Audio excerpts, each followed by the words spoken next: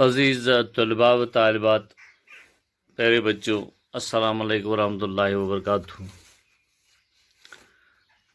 جیسے کہ آپ جانتے ہیں کہ ہماری اور نصاب بہارستان اردو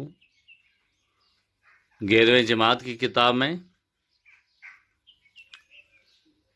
جس پہ کل سے ہم بات کر رہے ہیں،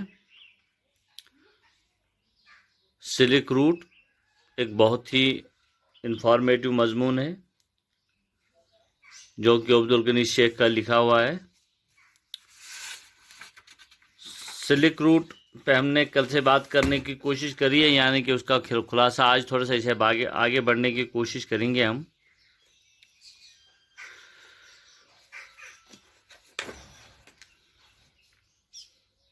کل ہم نے یہاں تک بات کری تھی کہ سلک روٹ صرف تجارت کا نام نہیں، مادی ترقی کا نام نہیں، یہ ایک تہذیب، تمدن، ثقافت کا نام ہے۔ سلک روٹ اس کی شاخوں کے رستوں سے دنیا کے بڑے بڑے مذاہب اس خطے میں پہنچے۔ سلک روٹ نے ایک دوسرے کو اپنی تہذیب، کلچر، علم و عرفان، فنون لطیفہ سے روشناس کیا، جن کی وجہ سے مشرق اور مغرب پر دور رس اثرات پڑے۔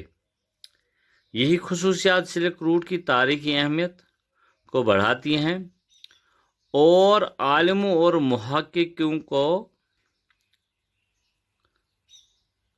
دعوت فکر دیتی ہے۔ آج اسے آگے بڑھنے کی ہم کوشش کریں گے۔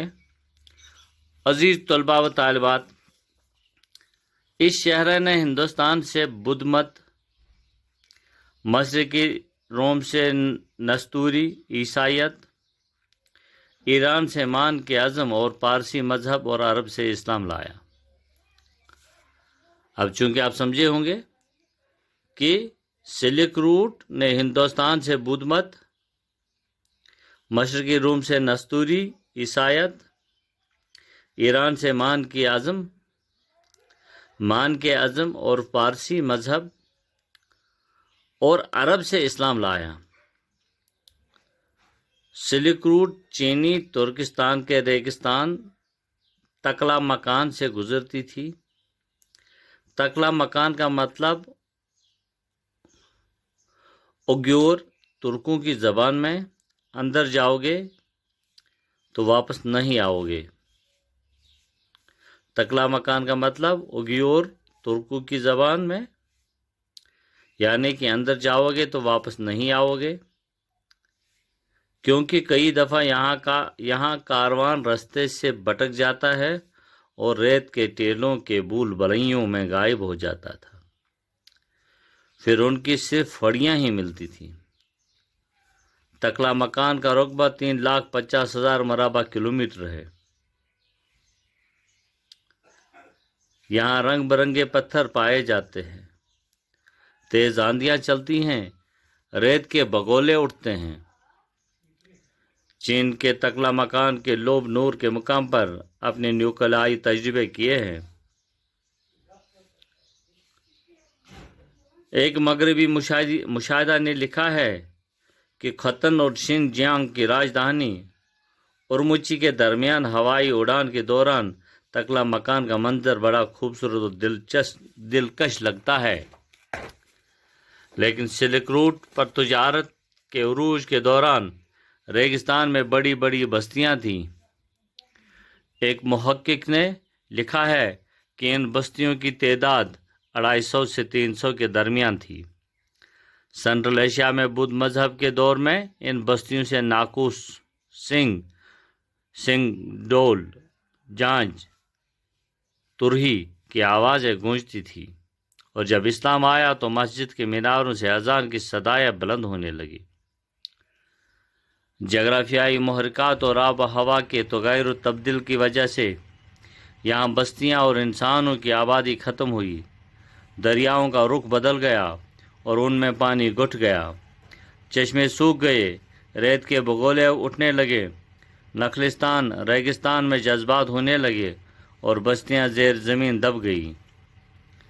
مغربی سیاح مارکو پولو نے اپنے سفر نامہ میں ریگستانی حصے کی سلک روٹ پر اپنے مصائب کا ذکر کرتے ہوئے لکھا ہے کہ سفر کے پہلے 30 دن مشکل ترین تھے اور اس دوران ایک دن اور ایک رات سفر کرنے کے بعد پانی ملتا تھا۔ ریگستان میں جب عجیب و غریب آوازوں کے آنے کا تذکرہ ہے، جیسے موسیقی کے بہت سارے آلات بجائے جاتے ہیں، خاص طور پر ڈولوں، دماموں، ہتھیاروں کے ٹکراؤ کا گمان ہوتا تھا۔ ہوائیں چلنے سے آوازیں زیادہ آتی تھیں۔ پہلے ان آوازوں کو بھوت پریتوں کا کام سمجھا جاتا تھا یا ان مقامات پر مرنے والوں مسافروں کی روحوں کی کارستانی بتائی جاتی تھی۔ ایک جگہ سے متعلق ایک روایت ہے کہ وہاں 1000 سال پہلے 2 برسر پیکار فوجیں ریگستانی طوفان کے دوران ریت کے نیچے دب گئی تھی۔ سلک روٹ ایک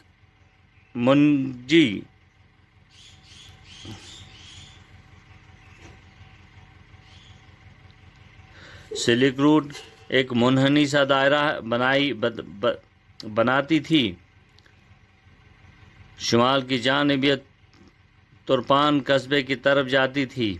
یہ راستہ نخلستان قصبوں سے گزرتا تھا اور آمد و رفت کے لیے بہتر تھا۔ دوسرا راستہ مغربی لوکن کی طرف جاتا تھا، جہاں سے جنوب مغرب کی طرف ختن سمیت کئی نخلستان قصبوں سے ہوتا ہوا کاشغر میں شمالی رستہ سے ملتا ہے۔ سلک روٹ سے کئی شاخیں نکلتی ہیں اور مختلف خطوں سے ان کا رابطہ ہوتا ہے۔ ایک اہم شاخ کاشغر سے ہوتے ہوئے پاکستان کے زیر نگین شمالی علاقے میں داخل ہوتی تھی اور شمالی ہندوستان جاتی تھی۔ عزیز طلباء و طالبات، اس کا دوسرا اہم شاخ کاشغر کوہ قراقرم لیہ کا تجارتی راستہ تھا جو لیہ سے سری نگر جاتا ہے۔ اس راستے کو ٹریٹی روڈ بھی کہا جاتا ہے۔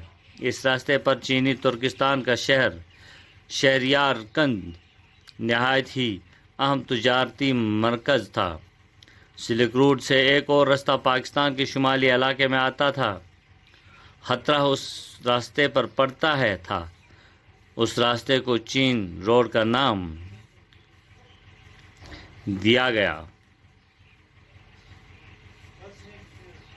سلک روڈ کے عروج کے زمانے میں پامیر کی بڑی اہمیت تھی۔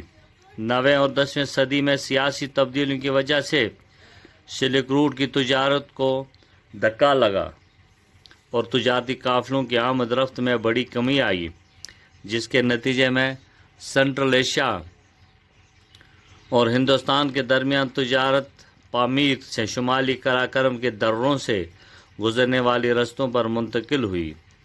10ویں صدی کی ایک تاریخ تصنیف حدود عالم میں لکھا ہے کہ کاشغر لیہ شاہراہ پر ان دنوں اچھی تجارت ہوتی تھی۔ کاشغر لیہ شاہراہ سے سری نگر کے علاوہ لیہ سے ہماچل پردیش تبت کے لیے تجارتی راستے بنے تھے، جن پر تجارتی قافلوں اور مسافروں کی آمد رفت تھی۔ یہ سلک روٹ چونکہ ماخوذ ہے لداخ تہذیب و ثقافت، اس سے یہ ماخوذ ہے جو کہ عبدالغنی شیخ صاحب نے لکھا ہے۔ عزیز طلباء و طالبات، اسی کے ساتھ ہی سلک روٹ کا خلاصہ جو ہم نے پیش کرنے کی کوشش کری ہے، آپ پڑھیے، اچھی طرح سے پڑھیے، اور ایک یہ اپنی ہسٹری سے بھی آپ کو تھوڑی سی اس میں معلومات ہیں، بہت سارے معلومات ہیں، معلوماتی ٹاپک ہے یہ، پڑھیے۔ جہاں کہیں سمجھ نہ آ جائے گا تو آپ مجھ سے بھی میرے فون پر مجھ سے بات کر سکتے ہیں۔ چلیے، اللہ حافظ۔